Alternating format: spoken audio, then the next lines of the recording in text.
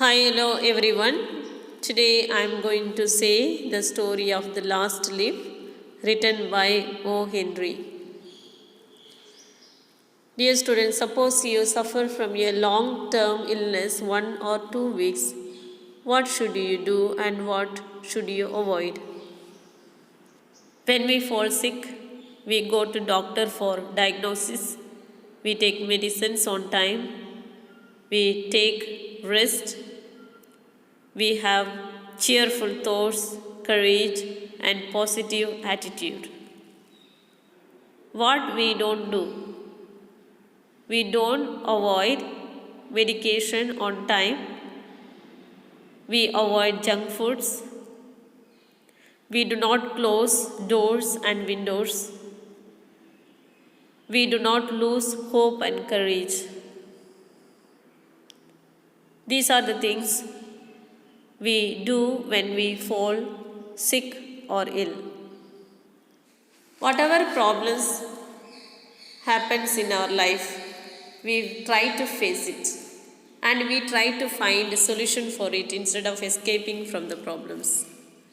This is an emotional and touching story about the help given to a dying girl by an old man and the price he pays for it.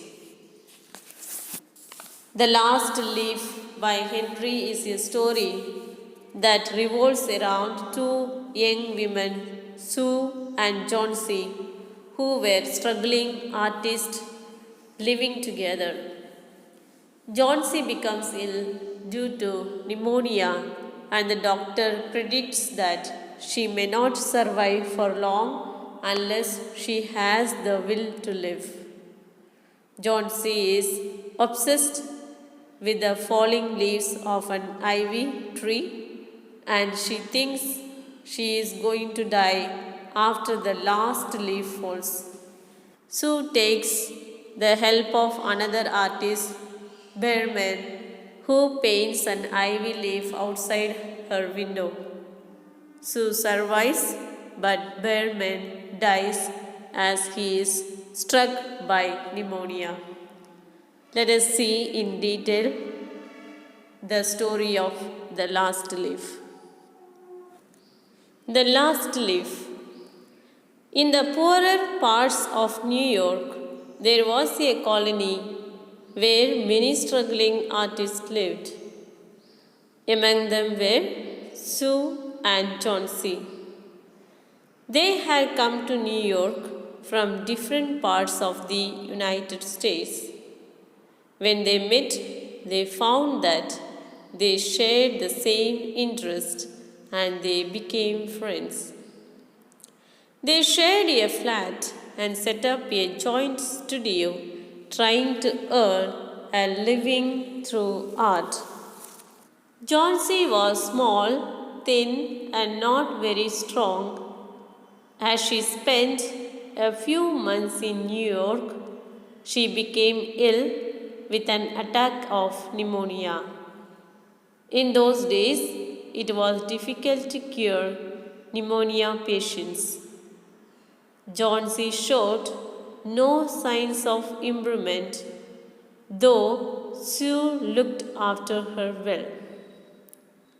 One day, the doctor told Sue that Johnsy had one chance in 10 to survive. He told Sue that medicines alone would not help if the patients did not wish to live. Johnsy lies in bed all day, gazing out of the window, and was counting something again and again in a very low voice, almost a whisper. Sue also looked out of the window, but there was nothing to see. It was an old ivy vine, twisted and decayed at the roots, that climbed halfway up the brick wall. The cold breath of autumn had taken away most of the leaves. Only the skeleton branches were left clinging to the bricks. The meaning of ivy vine, a strong creeper with green leaves and yellow berries. What is it, dear? Sue asked. 6, whispered Chauncey. They are falling faster now. 3 days ago, there were almost 100 leaves. There are only 5 left now. It is autumn, said Sue, and leaves will fall. Sue replied that it was autumn season and it was natural for the creeper to shed its leaves. When the last leaf falls, I will die, said Chauncey. She added that she had known this for the last 3 days. The meaning of broth, a hot soup. Oh, that is nonsense, replied Sue. What have old ivy leaves to do with your getting well? The doctor is confident that you will get better. Sue replied that this did not make any sense. The leaves had nothing to do with her health. Chauncey did not say anything. Sue went and brought her a bowl of soup. The meaning of wielded the brush, painted with a flourish, masterpiece, a most valuable, outstanding work of art. Fancy means imagination. Old Bearman was a painter who lived on the ground floor, but he was a failure in art.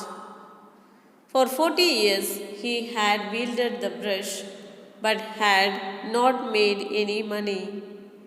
He had been always about to paint a masterpiece, but had never yet begun it. For several years, he had only made a few paintings. He earned a little by serving as a model to the young artists in the colony who could not afford other models. He always talked of his coming masterpiece. The meaning of mingled, mixed. Tinted, slightly colored. One day, Chauncey meets Bearman, who stays on the ground floor and who is a great failure in his art, a painter who was still living to paint his masterpiece. Sue tells him of Chauncey's imagination, and Bearman is really surprised to hear it. So on one stormy and rainy night, Bearman paints a leaf on the wall outside Chauncey's window. Seeing this, the next day, Chauncey is filled with a will to live.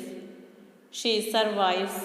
Sadly, since Bearman paints the leaf, braving the rain and the storm, he falls sick with pneumonia and dies. Chauncey, however, feels that Bearman had finally drawn his masterpiece.